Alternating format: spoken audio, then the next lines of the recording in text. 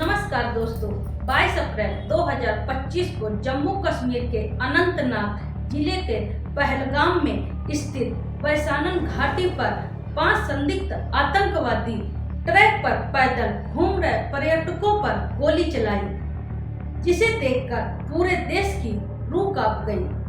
अभी तक जानकारी के अनुसार बताया गया है कि 26 लोगों की जानें जा चुकी हैं और कम से कम 20 लोग घायल हैं। मृतकों में सभी मेल हैं और कम से कम 15 घायल टूरिस्टों को पहलगाम के नजदीक हॉस्पिटलों पर एडमिट कराया गया। सरकारी सूत्रों के अनुसार 5 आतंकवादी जो सैन्य वर्दी में थे और उनके पास M4 कार्बोनाइट के AK-47 की राइफलें थी, बैसारन घाटी में पर्यटकों पर हमला किया। यह क्षेत्र घने जंगलों से घिरा हुआ है और यहाँ पर केवल पैदल व घोड़ों से पहुँचा जा सकता है। आतंकवादियों ने पुरुषों को अलग किया और उनका नाम और धर्म पूछकर गोली मार दी और कुछ लोगों को कलमा पढ़ने के लिए कहा गया।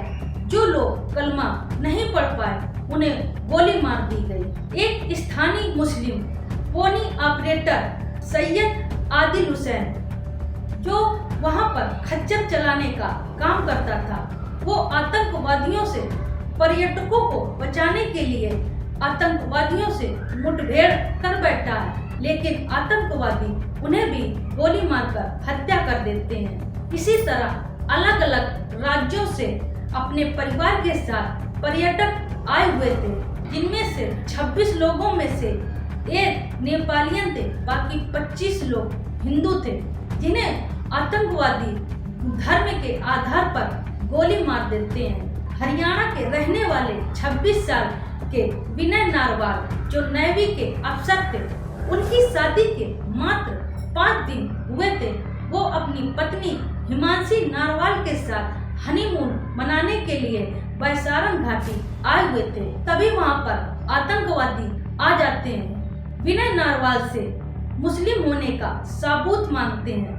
जब विनय नारवाल मुस्लिम होने का सबूत नहीं दे पाते तो उनकी पत्नी के सामने गोली मारकर विनय की हत्या कर देते हैं। इसी तरह 43 साल के प्रशांत को अपनी पत्नी और 9 साल के बेटे के साथ छुट्टियां मनाने के लिए जम्मू कश्मीर आए हुए थे।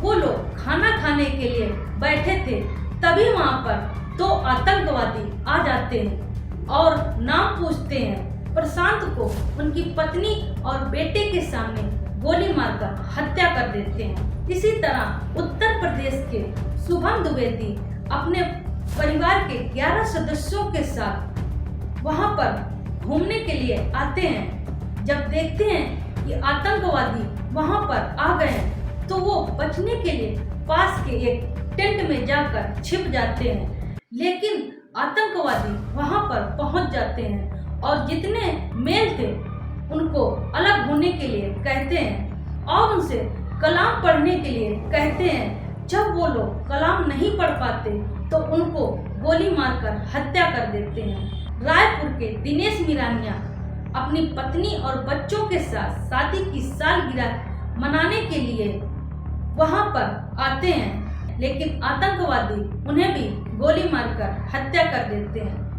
इसी तरह एक वीडियो में यह भी बताया गया है कि एक महिला अपने पति के साथ भेलपूरी खा रही थी, तभी वहां पर एक शख्स आ जाता है और नाम और धर्म पूछता है। पूछने के बाद पत्नी के सामने गोली मारकर हत्या कर देता है। इंडियन एक्सप्रेस रिपोर्ट में बताया गया है इस आतंकी हमले की जिम्मेदारी प्रकट रूप से कश्मीर के TRF ने ली थी, जो पाकिस्तान के स्थित आतंकी लश्कर तैयबा से मिला हुआ है। हालांकि 4 दिन बाद TRF ने इस दावे को वापस ले लिया और कहा कि ये एक संचार त्रुटि है। भारतीय अधिकारियों ने यह भी दावा किया है कि इस हमले में 2 पाकिस्तानी भी हैं, जबकि पाकिस्तान ने इस आरोप से इनकार कर दिया है। इस हमले के बाद भारतीय सुरक्षाओं ने कश्मीर के व्यापक तलाशी शुरू कर दी है, जिसमें कम से कम